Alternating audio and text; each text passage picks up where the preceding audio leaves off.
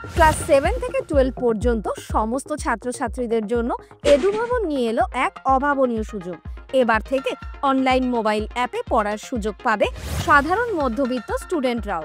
সরকারি চাকরির প্রস্তুতিতেও সাহায্য করবে এডুভবন। এই সব কিছুই মাত্র 1 টাকায়। বিশদ জানতে স্ক্রিনে দেওয়া নম্বরে হোয়াটসঅ্যাপ করো এখনই। সোমবার সকালে যোগ্য অযোগ্যের নামের তালিকা প্রকাশের দাবিতে এসএসসি ভবন অভিযানের ডাক দিয়েছিলেন আন্দোলনরত শিক্ষাকর্মীরা। সেই মতো বেলা 12টা নাগাদ সল্টলেক করুণাময়ী থেকে মিছিল করে এসএসসি ভবনে পৌঁছে যান চাকরিহারারা। সন্ধ্যা 6টায় এসএসসি ভবনের সামনে শুরু হয় বিক্ষোভ। চাকরিহারাদের বিক্ষোভে তুলকালাম পরিস্থিতি সল্টলেকের আচার্য সদনের সামনে। এসএসসি ভবনের সামনে বিক্ষোভ দেখাচ্ছেন চাকরিহারা শিক্ষকেরা।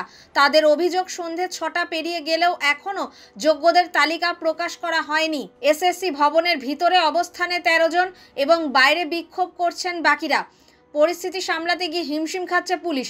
এক চাকরিহারা শিক্ষকের কথায়, নোংরামি খেলা হচ্ছে, আন্দোলন ভেঙে দেওয়ার প্ল্যান হচ্ছে, যোগ্যদের তালিকা দিতেই হবে, না হলে বিক্ষোভ চলবে। কমিশনের উপর চাপ বাড়াতে এসএসসি ভবন অভিযানে যোগ্য শিক্ষক শিক্ষিকা অধিকার মঞ্চ। তবে এসএসসির চেয়ারম্যানের সঙ্গে দেখা করা নিয়ে বিশৃঙ্খল পরিস্থিতি তৈরি হয়। যতক্ষণ না তালিকা প্রকাশ হবে ততক্ষণ পর্যন্ত এই আন্দোলন তারা চালিয়ে যাবেন বলে জানিয়েছেন যোগ্য চাকরিহারা শিক্ষকেরা।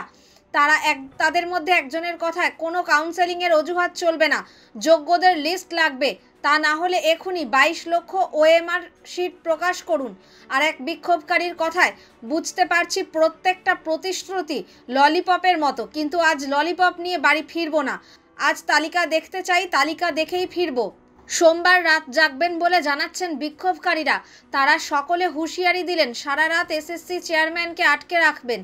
অনেকে তালিকা দেখতে না পেয়ে ভেঙে পড়লেন কান্নায়। তাদের দাবি, প্রাতিষ্ঠানিক দুর্নীতির দায় কেন যোগ্য শিক্ষকেরা নিতে যাবেন। শিক্ষা দফতর সূত্রে খবর, গত রবিবারই যোগ্য চাকরিহারাদের নতুন তালিকা স্কুল শিক্ষা দফতরকে ইমেল করে পাঠিয়েছিল স্কুল সার্ভিস কমিশন। তালিকায় সংশ্লিষ্ট চাকরি প্রার্থীর নাম, স্কুলের নাম সহ বিস্তারিত তথ্য ছিল। তালিকায় এমন যোগ্য চাকরিহারার সংখ্যা প্রায় 19,000 বলে দাবি করা হয়েছিল। কথা ছিল সন্ধ্যে 6টায় যোগ্যদের তালিকা বেরোবে, কিন্তু 7টা পেরিয়ে যাওয়ার পরেও তালিকা প্রকাশ হয়নি।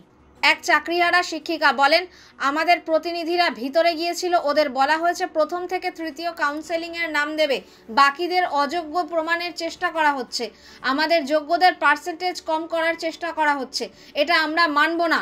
হকের চাকরি, কষ্ট করে চাকরি পেয়েছি, নয়তো এখানেই থাকবো।